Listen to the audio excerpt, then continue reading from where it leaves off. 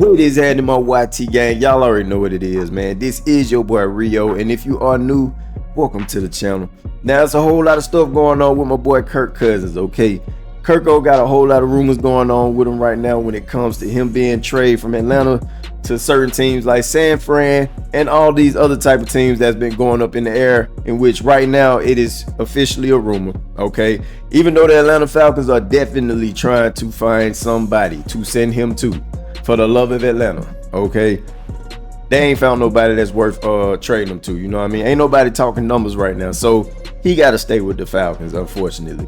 Now, I ain't gonna lie to y'all, I'm a Falcons fan, so I'm gonna go ahead and speak the truth. But boy, at the beginning of the season, I was all on the hype train. I mean, when you look at it, the first 9 games, he was 6-3, in which at that point in time, man, I just felt like, you know, we going to the playoffs, hands down. But after that Saints game, man, just everything went downhill when it came to my boy Kirko, in which, you know, the Falcons just decided to go ahead and put my boy Michael Penix in. And after that, it was a done data. I think at that point, not only did the head coach and the whole entire organization knew, but the fans knew it as well, man. It was over with for my boy Kirko. My boy Michael Penix was going to be the next thing smoking when it comes to the next season. We all knew he was going to be the starting quarterback. And now that, you know, Kirko know that, I mean, he already knew that, but now that he know that for sure, he's starting to come out and speak on how he really felt about the Atlanta Falcons picking Michael Penix in the first round last season, in which NFL Live, they got the whole scoop on that. So let's go ahead and take a look at that footage. Let's go to Atlanta next, where Kirk Cousins revealed some insight about his decision to leave Minnesota last offseason on the new season of Netflix's Quarterback. He said, quote, "Certainly, if I had that information around free agency," he's talking about them drafting Michael Penix Jr., "it would have affected my decision. I had no reason to leave Minnesota with how much we loved it there if both teams were going to be drafting a quarterback high. But I've also learned in 12 years in this league that you're not entitled to anything. It's all about earning your spot and proving yourself." Graz, you followed this story really closely as it all went down. What do you think of these comments from Kirk Cousins?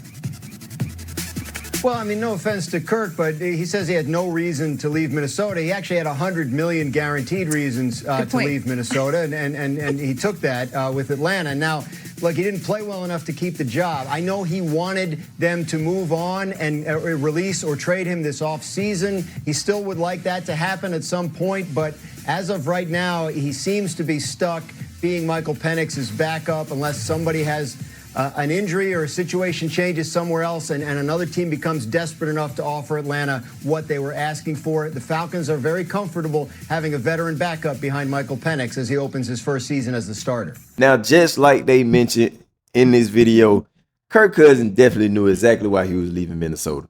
I mean, I don't care if I was on a Super Bowl contending team. You understand me? If somebody is offering me a 4-year deal for $180 million, I'm out of there, boy. I am gone. I mean, for Nito, I ain't finna stay there. I don't care how much, you know, how much the hype is. Now, some people feel differently. You know what I'm saying? Some people want to go to the Super Bowl and all they care about is getting a ring. But if I'm just asking y'all, would you rather get a ring or would you rather get $180 million, in which $100 million of it is guaranteed? I digress. Y'all let me know how y'all feel about that in the comments below. But my boy was getting $100 million guaranteed. So, I mean, we all know why he left or he decided to leave Minnesota. Now, just like I said, man, you know, he was off to a good start. But, you know, after that Saints game, after he got injured, we all saw it, man. He just started to go downhill from there, in which the man went on a 4-game losing streak, okay? And not only that, he got no touchdowns. He wasn't able to get not one touchdown in those 4 games. And he also threw 8 interceptions. So, I don't know. Looking at the Raiders and how we only got, I think we had like 9 points or something like that. We barely beat them. No, we got 10. I think they had 9 or something like that. But I don't know. Even looking at him when he was in Denver, man, dude, he just looked terrible. We all knew it. We saw it. We knew it. It was over with. He couldn't get the ball to his receivers like that. He was underthrowing all of them. I mean, he's older, so, you know, it is what it is. I still, to this day, don't understand why the Falcons decided to give this man $180 million after the injury that he was coming off on in Minnesota, okay? But, you know, whatever. Shouts out to his agent because he killed it, or she killed it, whichever it is. But yeah, man, it just, we all knew it. Then Michael Penix came in, he did what he did, and it was over with, you know. But if I were Kirk Cousins, man, as of right now, because clearly I feel like there's no team he can go to right now that's going to make him a starter. That's just hands down. I don't care where he go. Nobody. I don't care if he go to Cleveland. I don't even care if he go to the Cleveland Browns, bro. Nobody's going to make him a starter right now. That's just how I feel. You get what I'm saying? And for me to be honest with y'all, if I were Kirk Cousins, I'd just enjoy the ride to the end of it.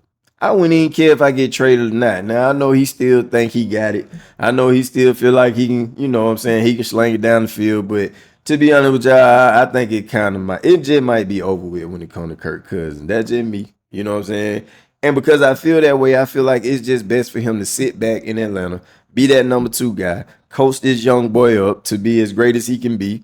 And then, man, when your time is up, just retire. I mean, as of right now, I think the Falcons this year alone owe him, I think they got to pay him like $27.5 million just for this year alone. And you mean to tell me, bro, you going to get that whether you play or not? Bro, if I could sit on the bench and make $27.5 million, bro, I'm not tripping about nothing. Absolutely nothing. You know what I'm saying?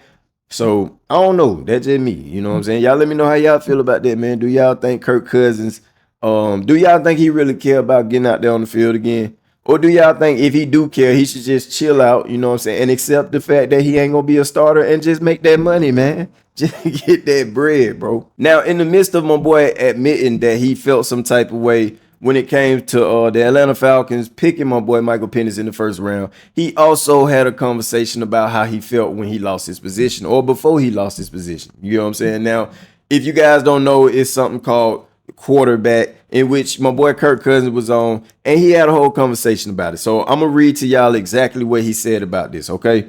This is what he said. He said, the information I had at the time, I made the best decision. You also know that if you sit down week 10 and take 2 or 3 weeks or more to let it heal, you may never get your job back. Now, he's speaking on, you know, the whole injury situation, which they decided to sit him out, in which he told everybody, he told even the coaches that he was good to go. He wanted to get in, but they sat him out. I'm going to keep reading. I remember reading Drew Brees' book back in 2010 when he first wrote it, how he made the point that he tried to never let his backup see the field, even if it was somebody who was really not or really no threat. So that was something I always was aware of, that in this league, if you give someone else the chance, if you want to get Wally piped, I don't know what that means, that can happen at the time. Now, I don't know what Wally piped is or pipped or whatever that is, man. Y'all let me know what that is. If you know what that means, tell me in the comments, please. But that's just how he felt in the whole situation. When I think at that point, he knew he was going to lose his position. He knew his job was done, man. All honesty, he just knew it. But y'all let me know how y'all feel about this, man. Do y'all think my boy should just chill out? Should he just go ahead and just collect that money? I mean, it's $100 million guaranteed, all right? And he ain't even got to work for it. But I digress, you know what I'm saying? Drop them comments down below, man. Let me know how y'all feel about this whole situation. I got to get up out of here. I'm going to get at y'all on the next one. Yeti.